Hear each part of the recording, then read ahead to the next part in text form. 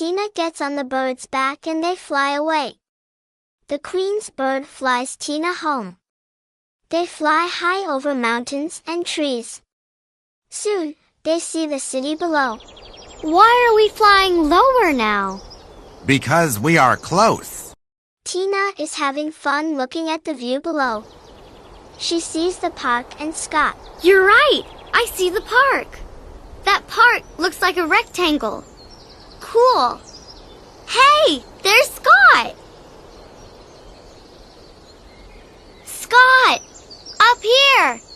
It's Tina! Tina! You're okay! I was so worried.